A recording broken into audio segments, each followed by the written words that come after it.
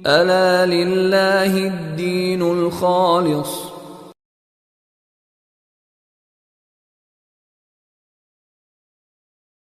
اور ان کے برے اخلاق ایک بات، غلط طرز زندگی دوسری بات، جاہلانہ رسوم تیسری بات، حق دشمنی چوتھی بات، مومن ازاری پر انہیں ملامت کی پانچویں بات۔ یہ کتنی ترتیب کے ساتھ آیا ہے سارا معاملہ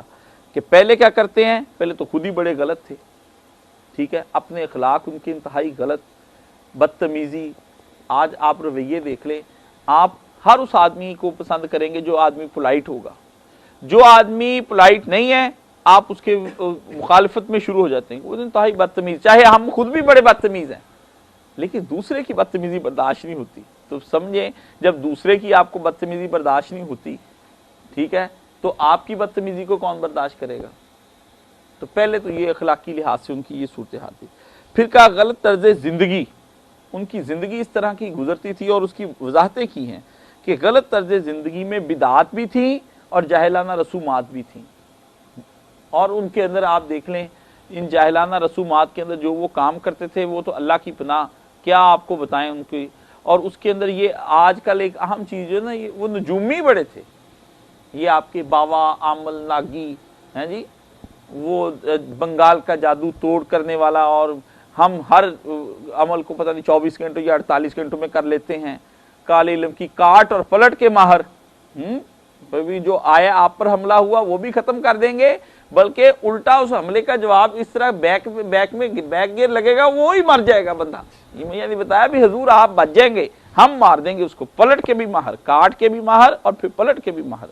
ہیں جی۔ یہ ان کے ہاں بڑی چیزیں تھیں، ایسی چیزیں غیر خداؤں کو پکارنا ہے جی، اور جا کر سجدے کرنا، اور ان کا بڑی بڑی چیزیں جو ہیں ان کا اس کے اندر ان کی زندگیاں جو تھی اس کے اندر وہ مگن تھے۔ اور پھر اگلی بات بتائی کہ حق دشمنی ان کے اندر تھا، کہ حق کی دشمنی پر وہ بڑے اللہ تعالیٰ کے سامنے ڈٹ گئے، نبی صلی اللہ علیہ وسلم کے سامنے۔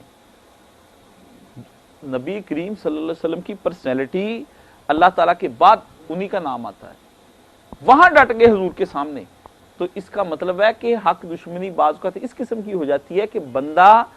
سامنے ایک اللہ کے ولی کی شخصیت موجود ہوتے ہوئے بھی باطل پر کھڑا ہو جاتا ہے۔ آپ دیکھتے ہیں کہ یار ہمارے حضرت صاحب تو بڑے نیک ہیں اور یہ آدمی ان کے خلاف ہے، تو پھر بندے کو سمجھ لینا چاہیے کہ یہ کوئی نئی بات نہیں ہو رہی، نبی کریم صلی اللہ علیہ وسلم کے لوگ خلاف تھے تو ایسی کون سی بات۔ اور آخری چیز تو آج کل بہت ہے، مومن ازاری، دکھ دینا شروع کر دیے۔ آج جتنے لوگ اسلام کا صحیح نام لیتے، دنیا کے سارے ملکوں میں آپ گھوم جائیں، کیسے کیسے ناموں کے ساتھ ان کو ذلیل کیا جاتا ہے، اصطلاحیں ان کے لیے ٹرمینالوجیز گھڑی جاتی ہیں،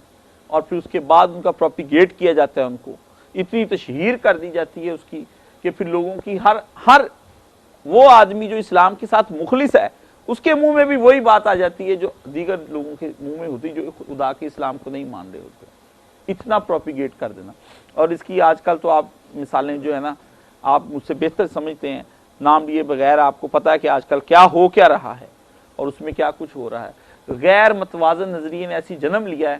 کہ ہم سب مسلمان اس کے ہمیں سمجھ ہی نہیں آ رہی، کبھی ہم کوئی بات کہتے ہیں، کبھی ہم کوئی بات کہتے ہیں، کبھی ہم کوئی بات کہتے ہیں، یہ فلاں نے یہ کام کیا جی، فلاں نے یہ کیا ہے، نہیں مجھے تو یہ لگتا ہے، اگلے دن کوئی، ہر روز آپ کی اوپینین کو بریک کیا جاتا ہے، ہر روز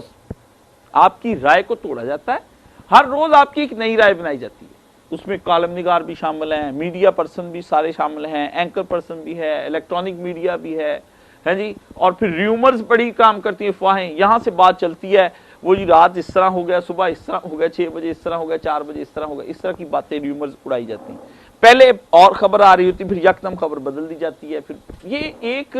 پوری سوسائٹی کو جس طریقے سے وہ مومن ازاری، یعنی کسی آدمی کو کسی طرف سے حق آنے نہ پائے،